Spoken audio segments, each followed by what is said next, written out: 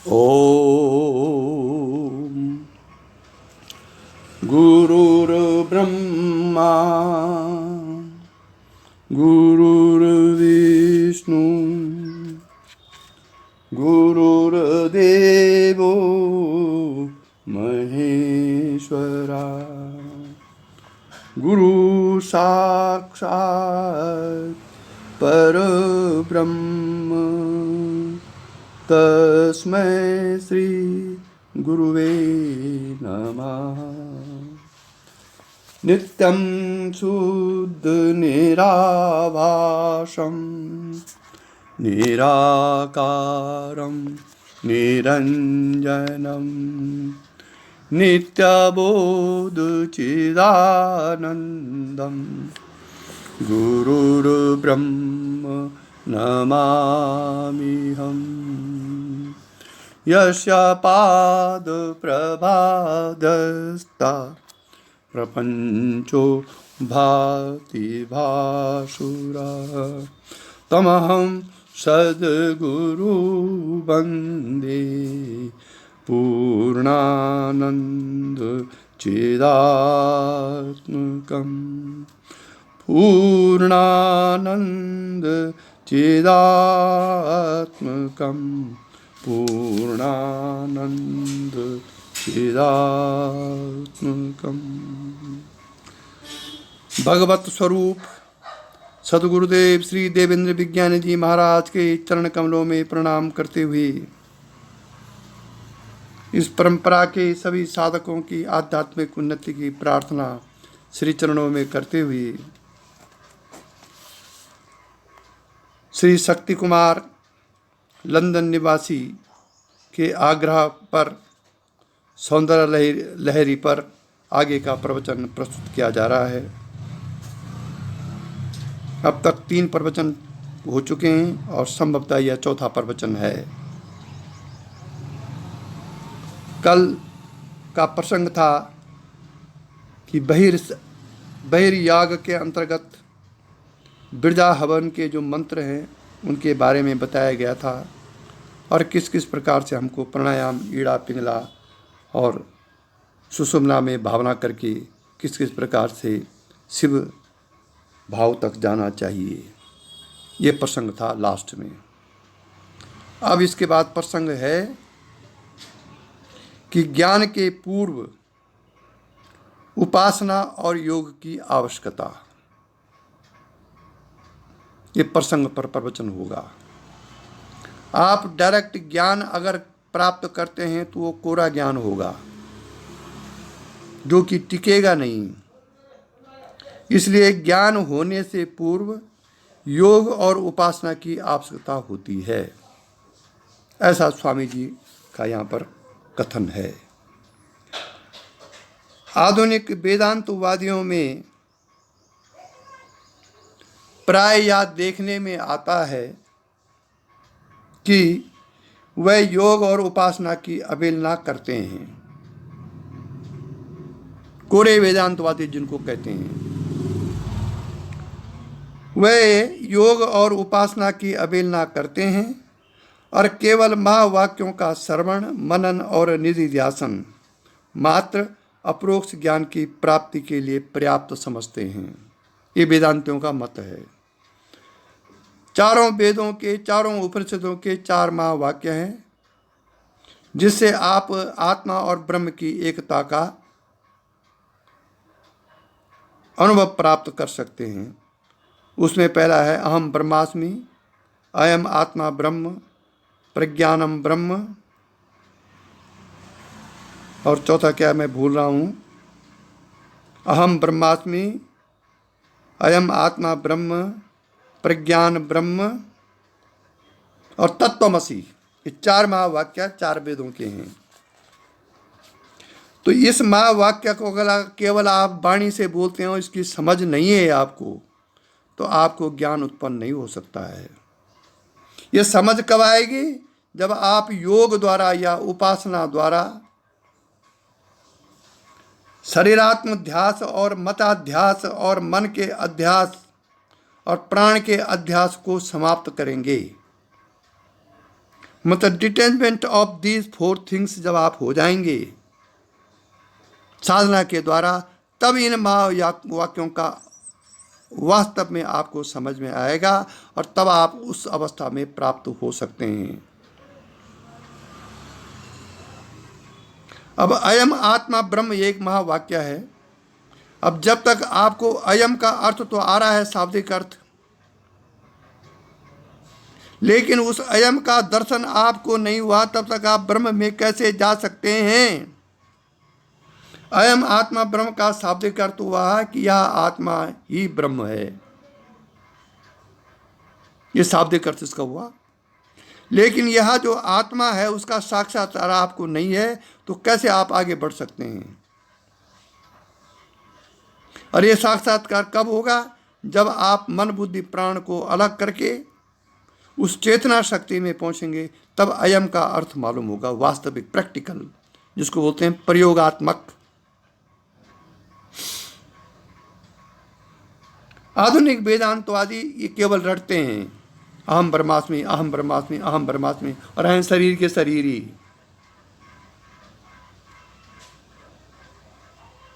इसलिए महावाक्यों का श्रवण, मनन और निधिध्यासन या अपरोक्ष ज्ञान की प्राप्ति तभी होगी जब आप किसी मार्ग को पकड़ करके या तो योग करेंगे या तो उपासना करेंगे।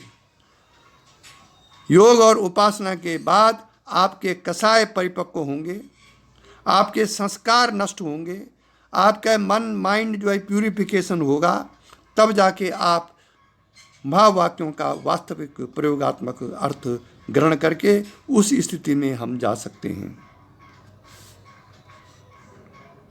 ऐसे अहम ब्रह्मास्मि है। अहम ब्रह्मास्मि मतलब मैं ब्रह्म हूं। अगर आपको शरीराध्यास है तो मैं का अर्थ तो आप शरीर लेंगे ना वहां, या मताध्यास है, मन का अध्यास है तो शरीर का अर्थ वह मैं का अर्थ मन लेंगे, जबकि वास्तविक मैं का अर्थ वहां पर आत्मा है। मैं अहम ब्रह्मास्मि, मैं आत्मा ब्रह्म हूं। तो इसलिए शास्त्र कहता है कि पहले आत्म साक्षात करो, कार्य करो, तब ब्रह्म की भावना उत्पन्न होगी। ऐसे प्रज्ञानम ब्रह्मा, प्रज्ञान मेरा जो ज्ञान है, मेरा जो प्रज्ञान है, प्रज्ञान मतलब जिस शक्ति से मैं मेरे कान सुनते हैं, जिस शक्ति से मेरा मन मनन करता है, जिस शक्ति से मेरी आंखें दृश्य देखती हैं, जिस शक्ति से मैं सुन सकता हूँ, उसको बोलते हैं प्रज्ञान। वो जो शक्ति है वही ब्रह्म है, वही आत्मा है। जब तक इसको आपको ये अनुभव नहीं हुआ चेतना स्तर का, तब तक आप केवल शब्दों को सुनकर कैसे हो सकते हैं? हाँ, भाषणबाजी आप कर सकते हैं, लोगों को समझा सकते हैं, लेकिन प्रैक्टिकल अनुभव हमको जब तक नहीं हुआ तब तक हम वास्तविक साधक नहीं हैं। हम कहने के अधिकारी भी नहीं है इन शब्दों को तब तक।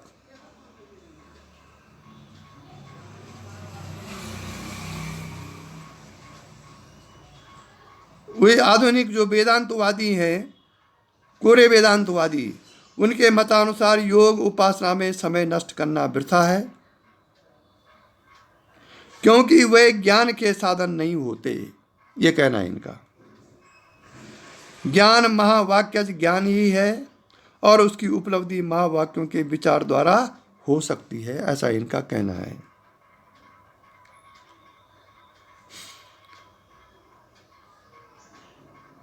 परंतु शास्त्रों के अवलोकन से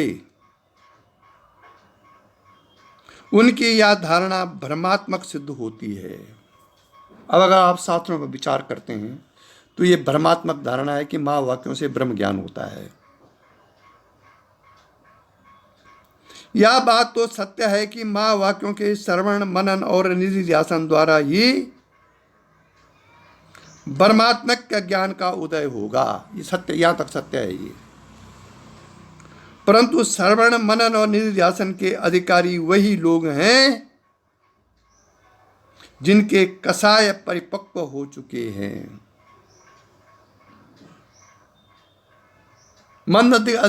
मंद अधिकारी इन वाक्यों को सुनने के लायक नहीं है।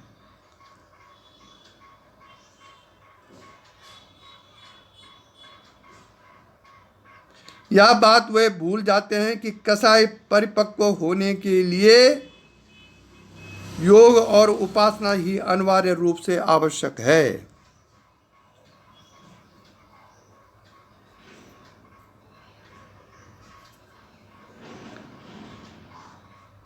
वेदांत में लिखा हुआ है अथा तो ब्रह्म जिज्ञासा, यह प्रथम सूत्र है वेदांत का। अथा तो ब्रह्म जिज्ञासा। ब्रह्म सूत्र के इस प्रथम सूत्र के भाष्य में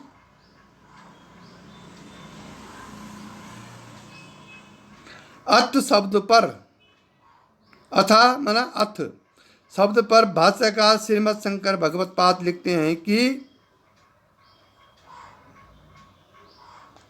ब्रह्म जिज्ञासा के उपदेश के पहले कुछ साधन भी तो आवश्यक होना चाहिए।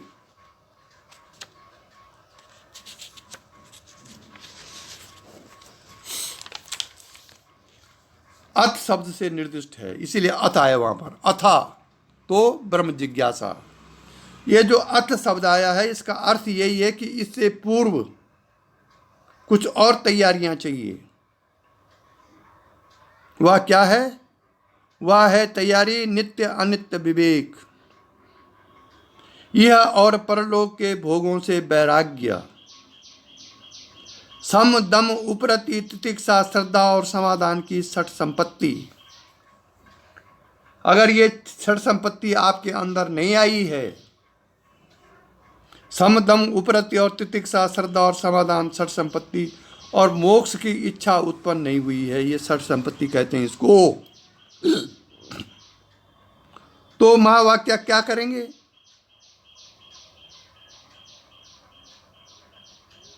इसलिए महावाक्य श्रवण से पहले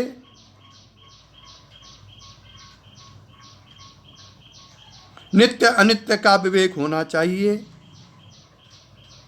यह लोक और परलोक के भोगों से वैराग्य होना चाहिए। वैराग्य हमको है ही नहीं। समदम उपरति तितिक्षा श्रद्धा और समाधान की षट संपत्ति, और छठवां है मोक्ष की इच्छा।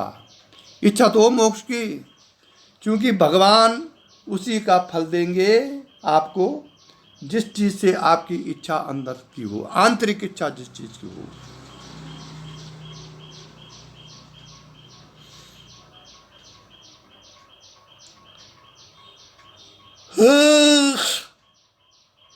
इस साधन चतुष्टय के पश्चात श्रवण मनन निधि ध्यासन का अधिकार प्राप्त होता है।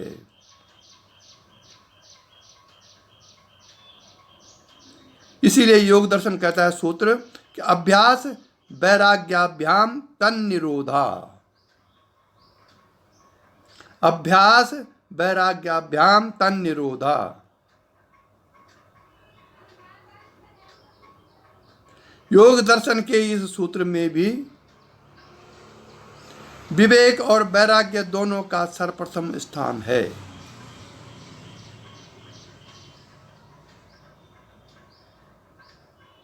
इस सूत्र पर भाष्य व्यास भाष्य पढ़ने योग्य है। वह नित्य अनित्य विवेक को ही अभ्यास बताया गया है।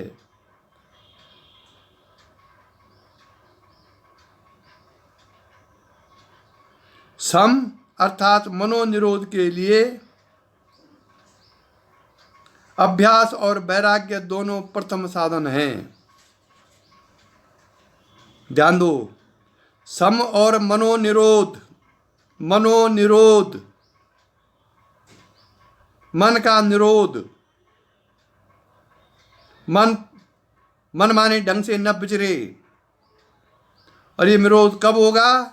जब आप वैसा अभ्यास करेंगे और सांसारिक वस्तुओं से वैराग्य उत्पन्न होगा। वैराग्य का अर्थ संसार छोड़ना नहीं है। वैराग्य का अर्थ है संसारा शक्ति अंदर जो है उसको खत्म करना, मिथ्या समझना इसको। क्योंकि व्यवहार में मिथ्या, तो व्यवहार तो हो गई, क्योंकि स्वयं व्यवहार मिथ्या है। मिथ्या माने जो एक एक लगातार न रहता हो।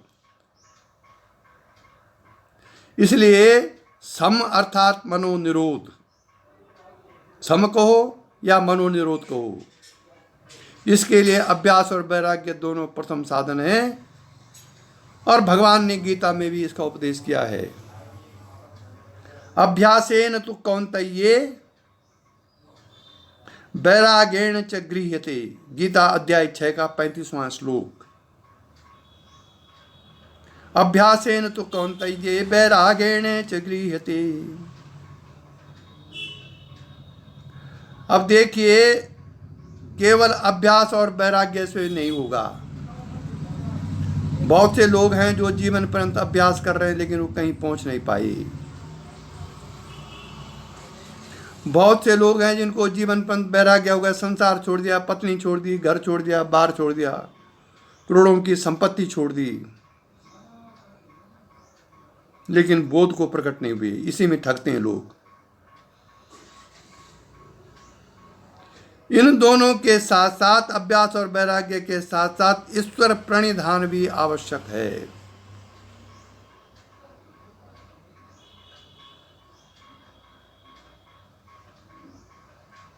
ईश्वर प्रणिधानद्वा योग दर्शन सूत्र में ईश्वर प्रणिधान को मनोनिरोध का दूसरा मुख्य साधन कहा है। ईश्वर सर्वभूतानां हृदयेषु अर्जुन तिष्ठति भ्रामयन् सर्वभूतानि यंत्रारूढ़ानि मायया। सब भूतों के अंदर ईश्वर का वास है। ईश्वर सर्वभूतानां हृदयेषु अर्जुन तिष्ठति, जो कि हृदय में बैठा हुआ है। और भ्रामयन् सर्वभूतानि, माया के भ्रम के कारण सभी प्राणी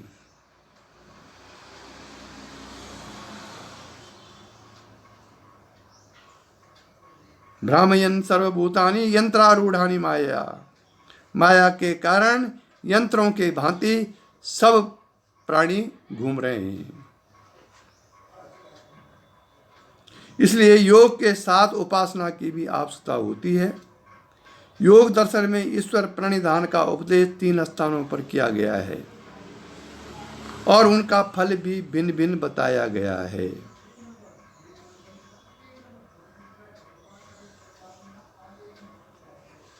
प्रथम ईश्वर प्रणिधानद्वा, इस सूत्र में अभ्यास वैराग्य के साथ ईश्वर प्रणिधान का फल मनोनिरोध रूपी सम है।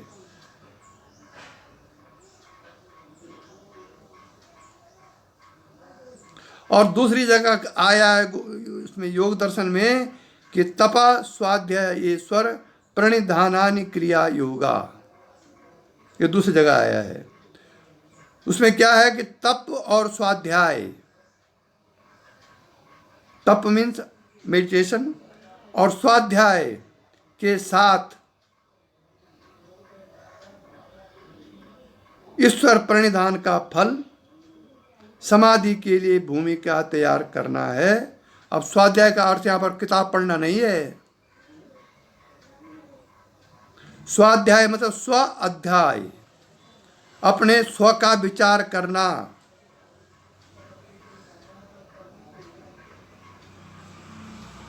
स्वाध्याय ग्रंथों का मनन तो है ही, लेकिन वास्तविक है अपने बारे में आत्मनिरीक्षण करना। उस स्वाध्याय के साथ ईश्वर प्रणिधान का फल समाधि के लिए भूमिका तैयार करना है। जो कुछ हमारे अंदर घट रहा है उसको हम ईश्वर के का दिया हुआ फल समझ करके यदि हम ईश्वर प्रणिधान की क्रिया करते हैं तो समाधि की भूमिका तैयार होती है और अविद्या आदि क्लेशों को तनु करना है। फिर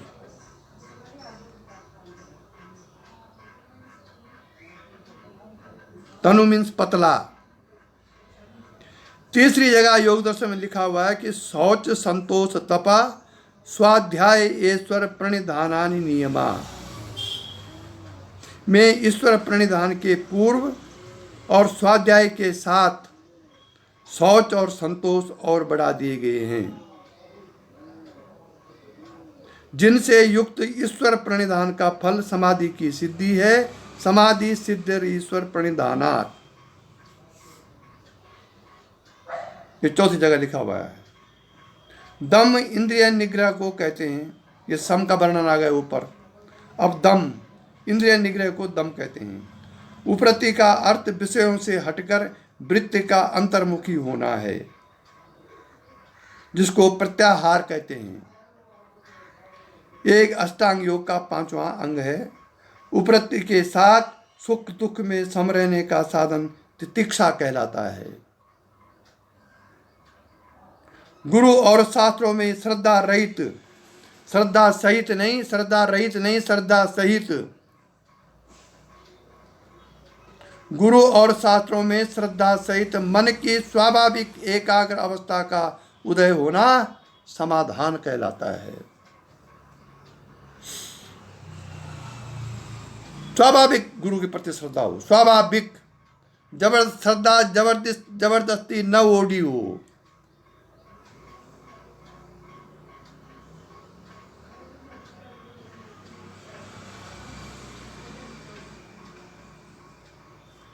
जब ये लक्षण आपके अंदर आ जाएंगे भाई साहब, इसके पश्चात मोक्ष की इच्छा होती है। इसके पश्चात ही मोक्ष की इच्छा उदय होगी, जब ये षट संपत्ति, साधन चतुष्टय, अभ्यास, वैराग्य, ईश्वर प्रणिधान, ये सब लक्षण आपके अंदर आ जाएंगे, तब मोक्ष की इच्छा होगी। और वही इच्छा पूर्ण करेगा भगवान गुरु। तब ब्रह्म जिज्ञासा की क्षुधा, भूख लगेगी ब्रह्म जिज्ञासा की। अभी तो हमको भूख ही नहीं है, केवल शास्त्रों को पढ़ करके हम विचार कर रहे हैं कि मोक्ष भी चाहिए।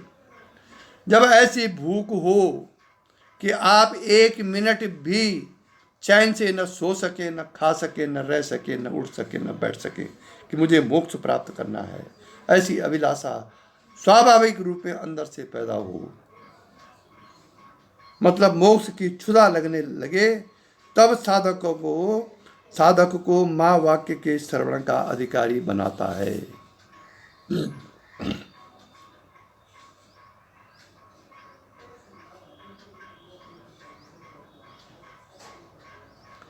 बृहदारण्यक के उपनिषद में एक सूत्र है,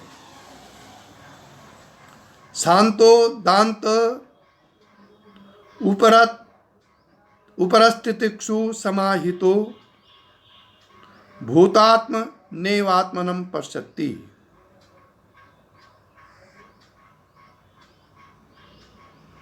बृहदारण्यक उपनिषद 4:4-23। इस श्रुति के आधार पर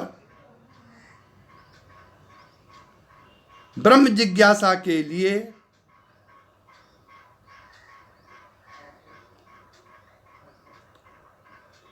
यथा कही हुई षट संपत्ति की आवश्यकता बताई गई है, और इस षट संपत्ति के होने पर उसका फल होता है आत्मदर्शन।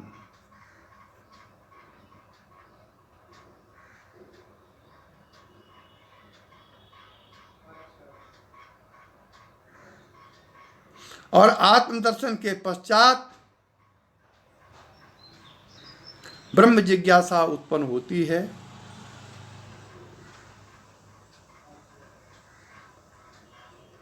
यह बात इस श्रुति में स्पष्ट से कही गई है। यह भी बृहदारण्यक की श्रुति है। आत्मा व अरे द्रष्टव्य श्रोतव्यो मंतव्यो निधिध्यासितव्यो।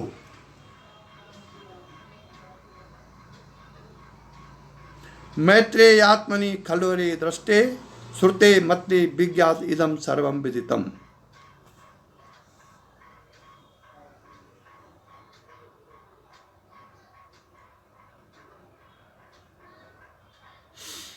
इस श्रुति में श्रवण, मनन और निधिध्यासन के पूर्व दर्शनवाचक शब्द भी है, दृष्टव्य। अर्थात श्रवण मनन और निधिध्यासन के पूर्व आत्म दर्शन होना जरूरी है। आत्मा वा अरे द्रष्टव्य, जो छठ संपत्ति के साधन से हो सकेगा।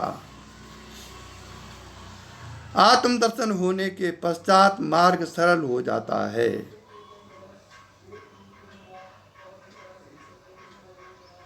यह दर्शन प्रज्ञान आत्मा का दर्शन है। जब गुरु उपदेश करता है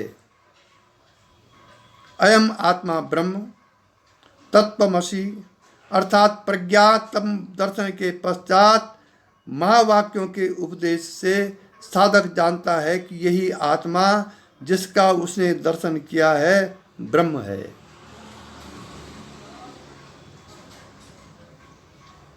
वह इस बात का युक्ति और न्याय के आधार पर निश्चय करता है, जिसको मनन कहते हैं।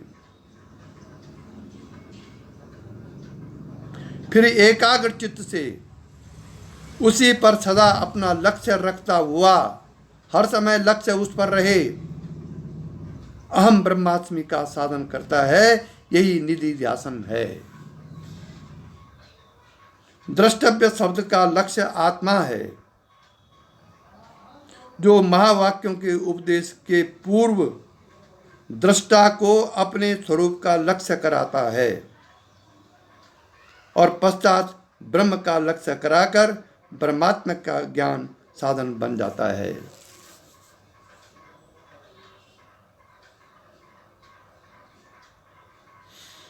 ओम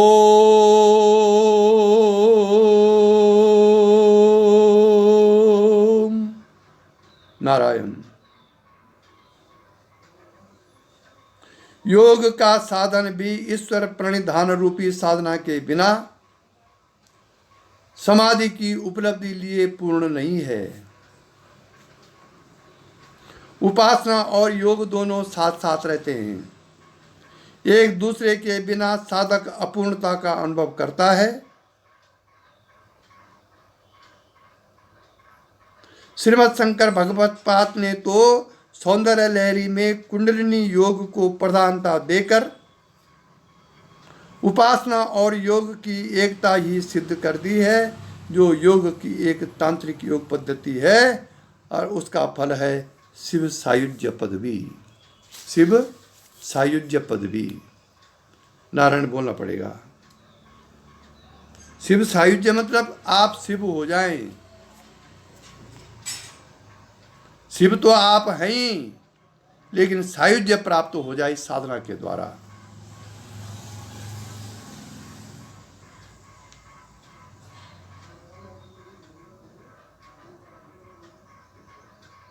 अब है दूसरा प्रसंग, ज्ञान योग और भाव योग।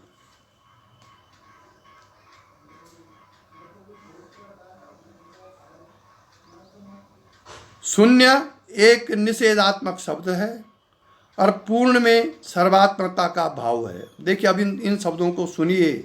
और इसमें कई लोग ऐसे हैं मेरे अनुभव में जो लगभग पूर्णता के पास हैं, लेकिन वो उस चीज को समझ नहीं पा रहे हैं।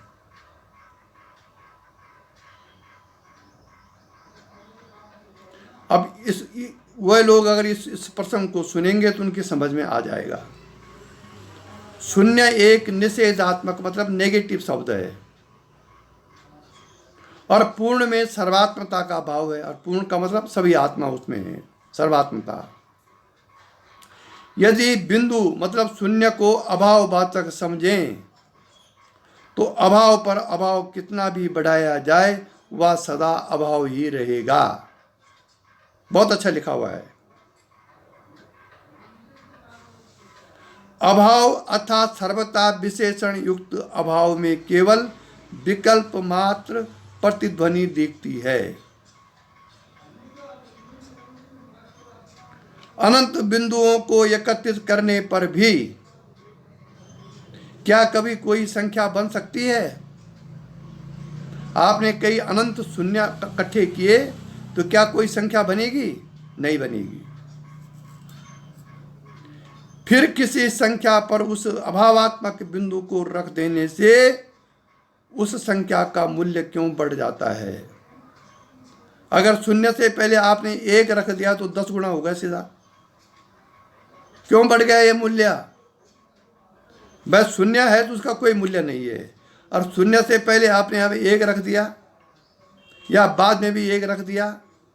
शून्य से पहले अगर 1 रख दिया तो 10 हो गया, और शून्य के बाद अगर 1 लिख दिया तो 0 1 हो गया, फिर भी उसकी संख्या है।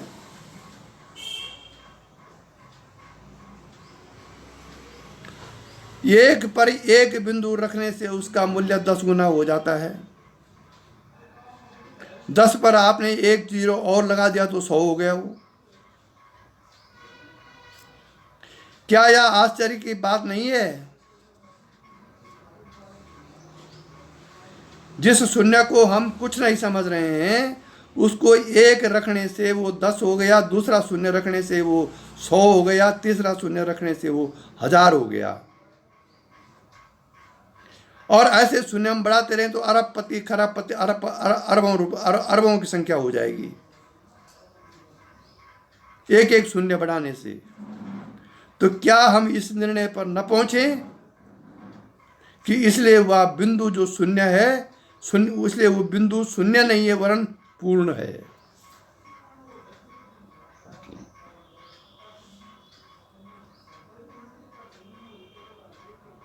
एक पर एक बिंदु रखने से उसमें 10 की पूर्णता समझी जाती है, और 2 बिंदु लगाने से दोबारा 10 की पूर्णता प्रदान करता है। अर्थात प्रत्येक बिंदु की वृद्धि से पूर्णता की वृद्धि हो जाती है, परंतु शून्य तो सदा शून्य ही है। इसलिए यह कहना अधिक सत्य प्रतीत होता है कि जिसे शून्य कहते हैं उस बिंदु का मूल्य अभाव नहीं वरन पूर्ण है। यदि पूर्ण पर पूर्ण जोड़कर उसका मूल्य बढ़ जाए तो प्रथम पूर्ण की अपूर्णता सिद्ध होती है, क्योंकि पूर्ण अनेक नहीं हो सकते, पूर्ण एक ही होना संभव है। इसलिए अनेक बिंदुओं को एकत्रित करने से उनका संग्रह पूर्णता के अतिरिक्त किसी संख्या का निर्माण नहीं कर सकता।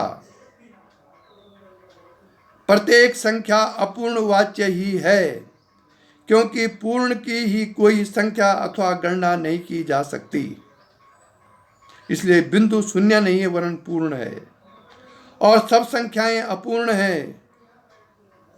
गणित विज्ञान का यह सिद्धांत अखिल विश्व पर लागू है। जहां तक नाम रूपों के भेद की गिनती की जा सकती है, वहां तक पूर्ण नहीं कहला सकता, और पूर्ण की पूर्णता को हमारी बुद्धि नहीं समझ सकती, क्योंकि बुद्धि का ज्ञान स्वयं अपूर्ण है। इसलिए हम उसे शून्य कहते हैं, क्योंकि हम बुद्धि से उस शून्य का विचार कर रहे हैं। हमारी बुद्धि अपूर्ण है तो शून्य के बारे में अपूर्णता सोचेगी वो।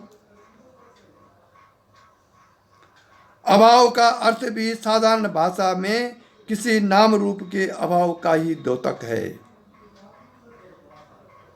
जैसे हमारे पास घड़ा नहीं है, इसका अर्थ इतना मात्र है कि हमारे पास घड़े की आकृति धारण की हुई मृत्तिका का एक रूप नहीं है। जब विश्व के नाम रूपों के अभाव की कल्पना की जाती है तो उसे हम शून्य कहते हैं। ये साधना में भी आपका होता है। जब नाम रूपों शरीर का अभाव हो जाता था उस शून्य में चले जाते हैं, परंतु वास्तव में क्या वह अभावात्मक शून्य है? नहीं, वरन आदि कारण की पूर्णता का भाव उसमें निहित है। जैसे सिनेमा के पर्दे की तस्वीर लुप्त होने पर पर्दा दृष्टिगोचर होने लगता है, उसी तरह विश्व के नाम रूपों के अभाव में उसके एकमात्र आधार का जो पूर्ण है अनुभव होता है। दर्शन उसको विकार रहित पूर्ण ब्रह्म कहते हैं। उसकी पूर्णता के कारण ही विश्व का प्रत्येक नाम रूपात्मक अंग अपने स्थान पर सत्य और पूर्ण प्रतीत होता है।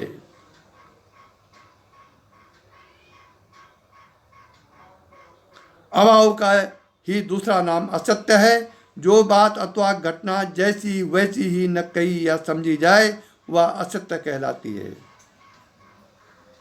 प्रत्येक वस्तु का यथार्थ ज्ञान सत्य कहलाता है, परंतु उसके संख्या गणना और सीमाबद्ध होने से वह ज्ञान अल्प हो जाता है। हम बुद्धि के अंतर्गत उस ज्ञान को रखते हैं तो वह ज्ञान अल्प है। निरपेक्ष अनंत ज्ञान यद्यपि सत्य है, तो भी बुद्धि की समझ के बाहर का विषय होने से समझ में नहीं आता। वह रूप है उस पूर्ण परमात्मा का जिसकी वेद सत्य ज्ञान अनंत ब्रह्म कहकर व्याख्या करते हैं, अर्थात उस बृहत अनंत सत्य ज्ञान को ईश्वर कहते हैं। वही पूर्ण बिंदु है। इसलिए एक मत के दार्शनिक विद्वान उसे परबिंदु भी कहते हैं। वह ऐसा गोलाकार बिंदु है जिसका केंद्र सर्वत्र है, परंतु सीमांत कहीं भी नहीं है। वृत्त का कौन सी सीमा है? कोई सीमा नहीं उसकी। उसका अनुभव साधारण जन सुसुप्ति में करते हैं, योगी जन समाधि में करते हैं, और उसके सौंदर्य की द्युति सर्वत्र है, और उसका सौंदर्य की लहरें में आनंद की लहर का योगी उपासक अपने अंतर में अनुभव करते हैं। क्योंकि सौंदर्य का भाव आदि भौतिक प्राय दृष्टिगोचर होता है, परंतु उसकी आध्यात्मिक प्रतिक्रिया आनंद में व्यक्त हुआ करती हैं। हम 3 स्तरों पर एक ही तत्व की अनुभूति इस प्रकार करते हैं। प्रथम स्तर पर वह परम तत्व अद्वैत अक्षर पर ब्रह्म कहलाता है। That is the first stage को या लास्ट स्टेज को। जगत में उसकी अधिभूता अभिव्यक्ति के सौंदर्य की मोहात्मिका शक्ति का विकास है, और अध्यात्म में आनंद लहरी का। ध्यान दीजिए, जगत में उसकी अधिभूता अभिव्यक्ति के सौंदर्य की मोहात्मिका शक्ति का विकास है, और अध्यात्म में आनंद लहरी का। हम कह चुके हैं कि नाम रूपात्मक जगत आदि सत्शक्ति की प्रणति है। नाम रूपात्मक जो जगत है ये परम ब्रह्म परमात्मा की सत्ता जो है उसकी शक्ति की परिणति है, और उसके सौंदर्य में उसी अधिष्ठात्री देवी की सौंदर्य लहरी की झलक रही है। इस दृष्टि से प्रथम 41 श्लोकों का पूर्वार्ध जो अध्यात्म विद्या परक है, आनंद लहरी के नाम से संकित किया गया है। 8वें श्लोक में चिदानंद लहरी और 21वें श्लोक परमानंद लहरी पद से इस बात का स्पष्ट संकेत है कि, और अंतिम उत्तरार्ध विराट विश्व में आदि कारणभूता शक्ति जगत जननी के मुख से सुंदर झांकी दिखाता है। जैसा कि 44वें श्लोक तब बंधन सौंदर्य लहरी पद से स्पष्ट है। ये श्लोक आगे आएंगे। आदि भौतिक रूप अधिदैव की ओर लक्ष्य कराता है। 35वें श्लोक में पिंड और ब्रह्मांड की एक समानता दिखाने के अभिप्राय से कहा गया है कि दोनों चिदानंद के ही परिणाम मात्र हैं, क्योंकि यह देह आदि भौतिक तत्वों का संगात है। आदि भौतिक माने आकाश, वायु, जल, उसका संगात है ये देह, जिसमें परम और अध्यात्म दोनों ही भावों की उपलब्धि होती है, जिनका प्रतिष्करण अध्यात्म विद्या का विषय है। परम तत्व के श्रेयत्व 2 भागों में ग्राह्य होता है, और उसकी अनुभूति अध्यात्म स्तर पर की जाती है। उक्त दोनों भावों को हम इन 2 नामों से संबंध से स्पष्ट समझ सकते हैं। प्रथम सच्चिद एकम ब्रह्म, और दूसरा सच्चिदानंद ब्रह्म। अब ध्यान दीजिए इनमें, सच्चिद एकम ब्रह्म और सच्चिदानंद ब्रह्म। प्रथम पद में सद्ब्रह्म के एक प्रज्ञान घन भाव की प्रकर्षता का प्रत्याभास प्रस्फुटित होता है। प्रज्ञान घन एक ही जगह घनीभूत हो गया वो। और दूसरे पद में जो चिदानंद भाव की प्रधानता है, क्योंकि वहां सचिदानंद लक्षण रूप में प्रकट हो गए हैं और पहले एक ही ब्रह्म के रूप में प्रकट हुआ है। अब उस एक ही ब्रह्म के 3 लक्षण प्रकट हो गए सचिदानंद, इसलिए उसको कहते हैं चिदानंद घन भाव की प्रधानता हो गई दूसरे में। इस प्रकार अध्यात्म विद्या के 2 पाठ हो जाते हैं, प्रथम को ज्ञान मार्ग और दूसरे को भक्ति मार्ग कहते हैं, जिसका वर्णन भगवान ने गीता के 12वें अध्याय के 2-4 श्लोकों में, अध्याय 2 के 4थे श्लोक में किया है। और प्रथम ज्ञान मार्ग को क्लिष्टतर बताकर दूसरे मार्ग की प्रशंसा की है। मय्या बेसा मनो ये माम नित्य युक्ता उपासते तेषाम अहम समुद्धरता मृत्यु संसार सागरात और भवामि चाम चिरात पाथ मय्या बेसित चेतसाम। इसी के साथ आज का प्रवचन समाप्त हुआ। अब इन 2 श्लोकों का अर्थ सहित इनकी व्याख्या कल की जाएगी। प्राय लोगों के कमिटमेंट आ रहे हैं सौंदर्य लहरी के प्रवचन में, उनको बहुत अच्छा लग रहा है, जो कि प्रवचनकर्ता के लिए गौरव की बात है। उनकी मेहनत सार्थक हुई, इसे मन में संतोष हुआ। ओम यही दिव्य दृष्टि हमें दीजिए भगवान, हो कण कण में निस दिन तुम्हारे दर्शन।